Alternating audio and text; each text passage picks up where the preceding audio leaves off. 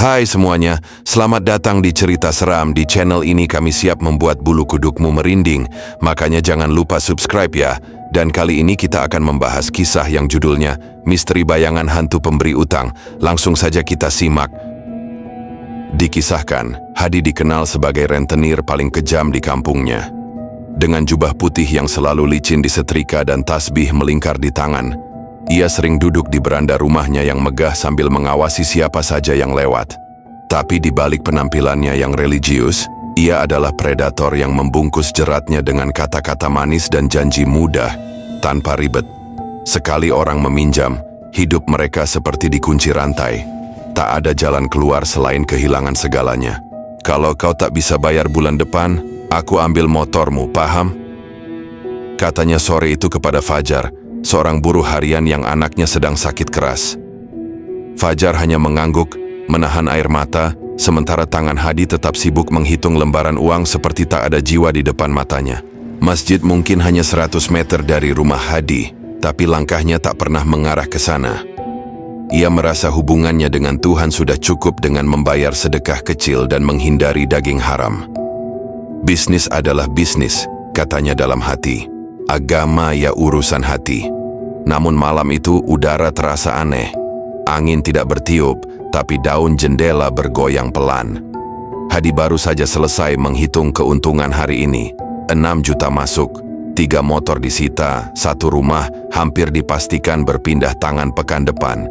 Ia tersenyum puas, lalu mematikan lampu ruang tamu. Saat melangkah ke kamar, ia mendengar suara pelan seperti desahan dari arah dapur. Ia berhenti. Mungkin tikus, pikirnya. Tapi suara itu berbeda, seperti seseorang menyebut namanya. Hadi. Ia menoleh, tak ada siapa-siapa. Rumahnya dilengkapi kamera dan alarm, tak mungkin ada pencuri. Ia membuka lemari tempat menyimpan berkas tagihan, lalu diam membeku.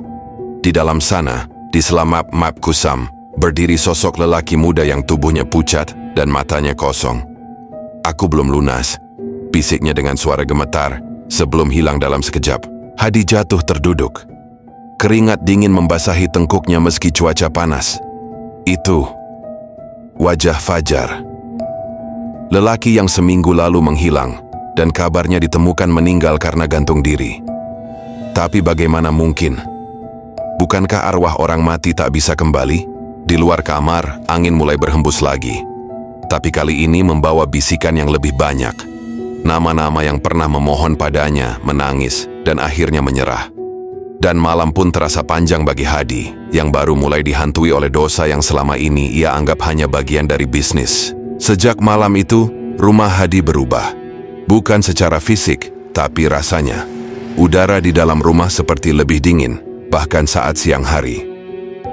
Lampu sering berkedip dan setiap kali ia melewati cermin ia merasa seperti ada bayangan lain yang ikut berjalan di belakangnya. Bayangan yang tak pernah benar-benar jelas tapi cukup membuat bulu kuduknya berdiri. Ia mulai tidur dengan lampu menyala dan televisi dinyalakan keras-keras, berharap suara manusia bisa mengusir kesunyian yang kini terasa mencekik. Namun tetap saja, setiap malam ia terbangun pada jam yang sama. Pukul 2:37 dini hari. Di waktu itu, rumahnya terasa paling hidup. Kursi ruang tamu berderit seolah ada yang duduk, pintu lemari terbuka perlahan, dan suara langkah kaki terdengar dari loteng.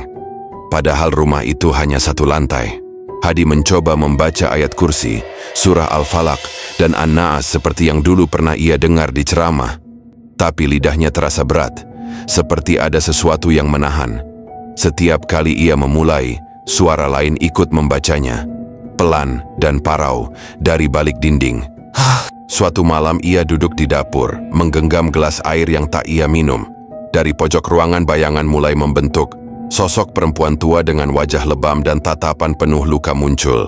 Ia hanya berdiri diam tapi Hadi merasa tubuhnya lumpuh. Perempuan itu adalah Ibu Marni, janda tua yang dulu pernah memohon agar bunga pinjamannya diringankan, agar ia bisa tetap beli beras. Hadi menolaknya waktu itu. Seminggu kemudian, Ibu Marni ditemukan tak bernyawa di kamarnya karena kelaparan. Tubuh Hadi gemetar. Ia berlari ke kamar mandi, membasuh wajahnya, lalu menatap cermin. Tapi pantulan di sana bukan dirinya. melainkan lelaki muda berlumuran darah yang tersenyum getir. Hadi menjerit, "Itu Rahmat, anak tukang becak yang bunuh diri setelah motor satu-satunya disita Hadi bulan lalu." Esok harinya Hadi memanggil seorang ustaz untuk datang ke rumah. Tapi ustaz itu hanya duduk sebentar sebelum wajahnya pucat dan menolak untuk melanjutkan. "Rumah ini dihuni oleh penyesalan yang belum dimintai ampun," katanya singkat, lalu pergi tanpa menoleh ke belakang. Dan malam pun datang lagi. Tapi kali ini Hadi tak sendirian. Rumah itu memang besar, tapi kini setiap sudutnya ditempati oleh sosok-sosok bisu yang hanya menatapnya. Bukan marah, bukan membenci, tapi menyayat. Seolah berkata, "Kami pernah percaya padamu, dan kau menghabisi kami." Hari demi hari Hadi semakin kehilangan kendali atas hidupnya.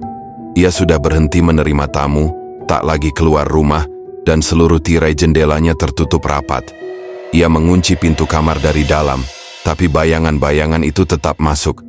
Seolah dinding rumahnya tak lagi memisahkan dunia nyata dan dunia yang tak kasat mata. Ia mencoba berbagai cara, memanggil dukun, membakar kemenyan, menyiram air bunga 7 rupa, bahkan menanam sesajen di pojok rumah. Tapi semua itu tak berdampak apa-apa. Sosok-sosok itu justru semakin banyak. Mereka kini muncul di siang hari, duduk di meja makan, berdiri di dapur, bahkan menatapnya dari balik rak buku. Dan semuanya hanya menatap dengan tatapan yang lebih tajam daripada makian. Dalam keputusasaan, Hadi mengambil wudhu untuk pertama kalinya setelah bertahun-tahun. Ia menggigil, bukan karena dingin, tapi karena perasaan asing menyentuh hatinya. Ia berdiri di sajadah, mengangkat tangan, dan membaca takbir. Namun baru rukuk rakaat pertama, telinganya dipenuhi suara tangis, jerit anak kecil, dan suara perempuan mengadu. Semuanya berbaur menjadi nyanyian kelam yang membuat tubuhnya terjatuh ke lantai. Air matanya jatuh. "Ya Allah," bisiknya lirih. Tapi entah mengapa, ia merasa kalimat itu tak sanggup menembus langit. Mungkin karena selama ini, ia lebih banyak menyebut angka ketimbang nama Tuhan. Lebih percaya pada tagihan daripada pada takdir. Malam itu salah satu bayangan bicara.